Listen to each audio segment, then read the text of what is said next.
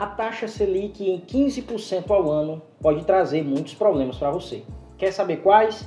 Fica até o final deste vídeo para conferir todas essas informações. Olá pessoal, meu nome é Eduardo, sejam bem-vindos ao meu canal. Aqui nós conversamos muito sobre finanças, economia, geopolítica e assuntos diversos. E nesse vídeo eu quero apresentar para vocês algumas razões pelas quais a taxa Selic, neste patamar no qual ela se encontra agora, em 15% ao ano, como isso pode ser prejudicial para o seu dinheiro, para a sua vida, para o país de um modo geral.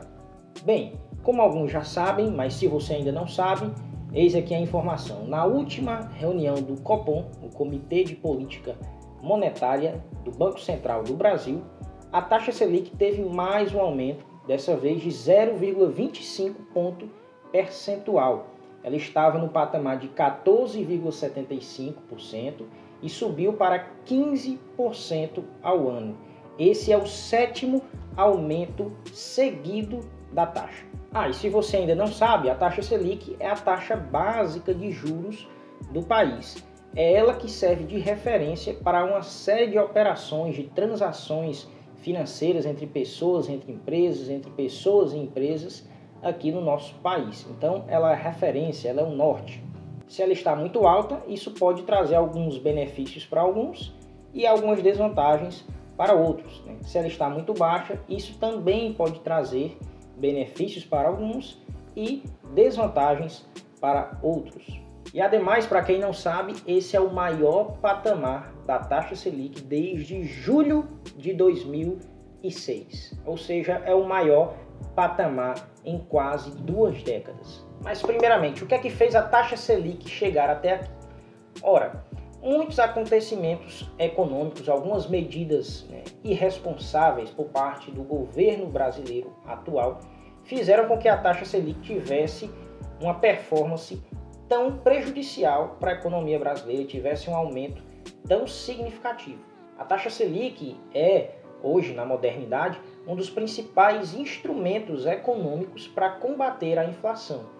Então, quando há uma expansão monetária, uma maior impressão de dinheiro, uma injeção de recursos financeiros na economia por parte do governo, impressão essa, obviamente, que é artificial, isso que é chamado de expansão monetária, resulta na subida média de preços do mercado. Então, como há mais dinheiro em circulação, ocorre uma perda do poder de compra, ou seja, o que antes você comprava com R$100, daqui a um ano provavelmente você vai comprar menos. Por quê? Porque o seu dinheiro se desvalorizou, você perdeu o poder de compra, a moeda perdeu o poder de compra, perdeu capacidade de compra.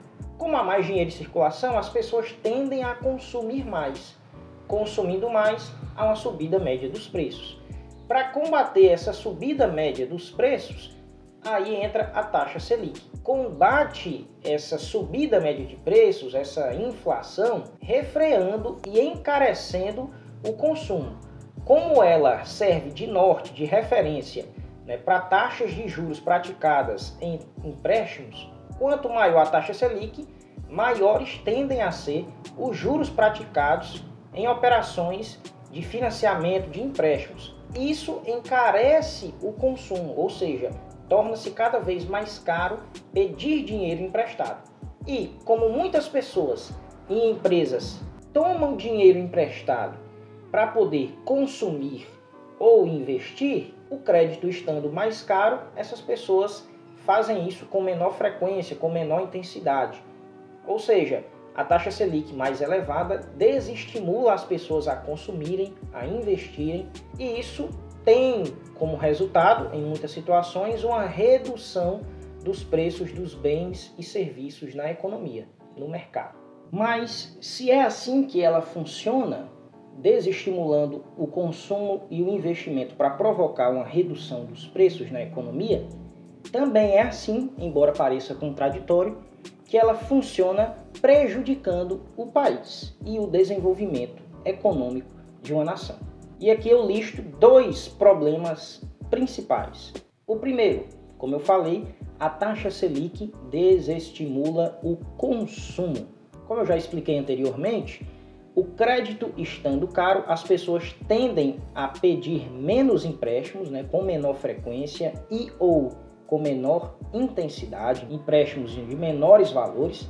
Tudo isso porque o custo de aquisição de financiamentos, de empréstimos para compra de casas, de automóveis, de roupas, de alimentos, seja do que for para consumo de um modo geral, se torna mais caro.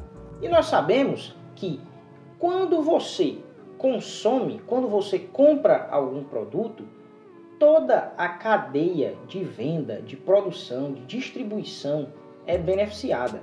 Inúmeras pessoas, inúmeras famílias, inúmeros empregos que fazem parte, né, que são constituintes desses processos, dessas cadeias, podem ser significativamente afetadas. Quando você compra um pão na padaria, você afeta diretamente a própria padaria, os patrões, os funcionários, os seus empregos, os fornecedores de farinha de trigo, de açúcar, de água, os fornecedores, produtores, transportadores dos diversos insumos que fazem parte daquele negócio.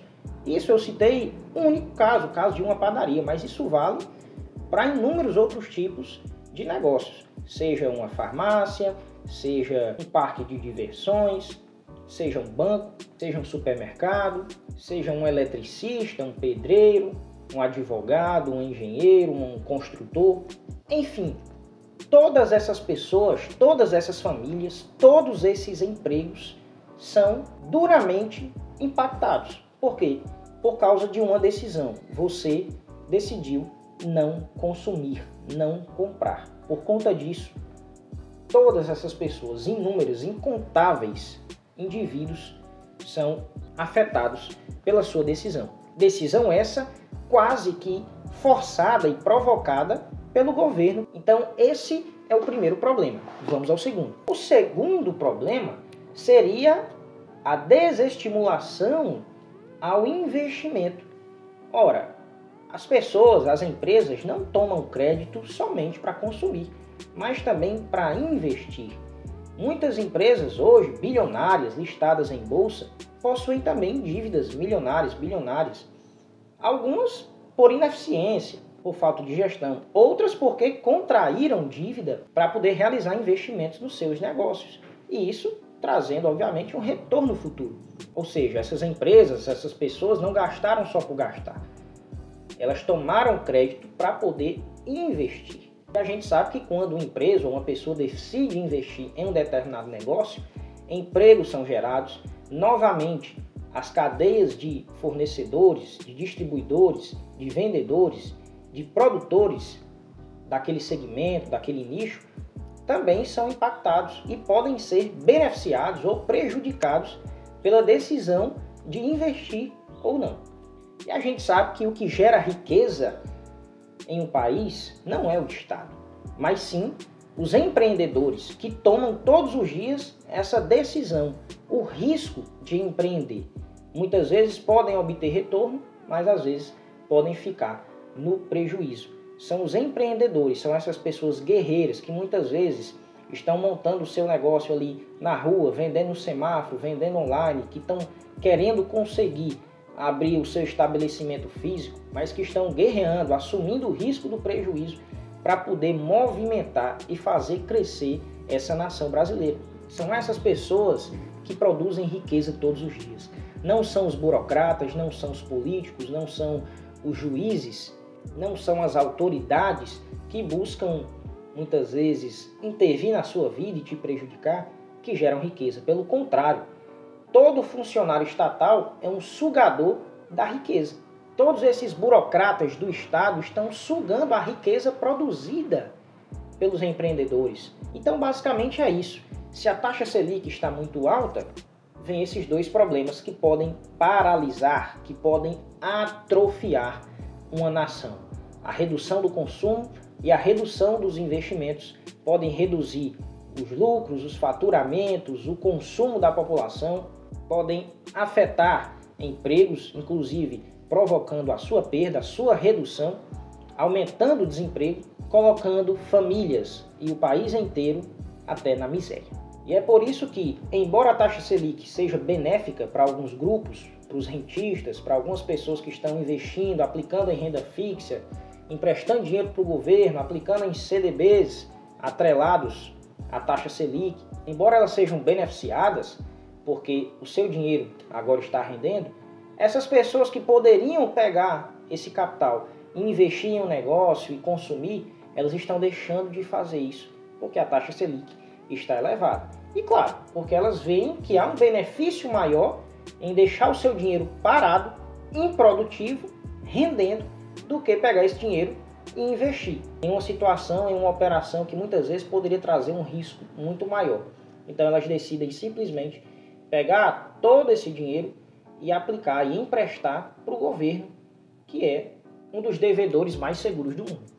Bem, pessoal, basicamente era isso que eu queria falar para vocês hoje. E é muito importante que vocês tenham ciência disso, porque muitas vezes vocês podem ouvir nas redes sociais, na televisão, que a taxa Selic subiu, que a taxa Selic caiu, mas muitas pessoas não têm o real entendimento, não sabem, não têm noção do real impacto que isso pode provocar nas suas vidas, do quanto isso pode ser benéfico ou maléfico, não só para você, para a sua família, mas para a nação inteira. Espero que vocês tenham gostado de mais um conteúdo, espero que todo esse conhecimento repassado agregue valor para você. Se você gostou, deixe o seu like, deixe o seu comentário, a sua sugestão, compartilhe esse vídeo e, sobretudo, se inscreva no canal para continuar apoiando esse projeto. É isso e até a próxima.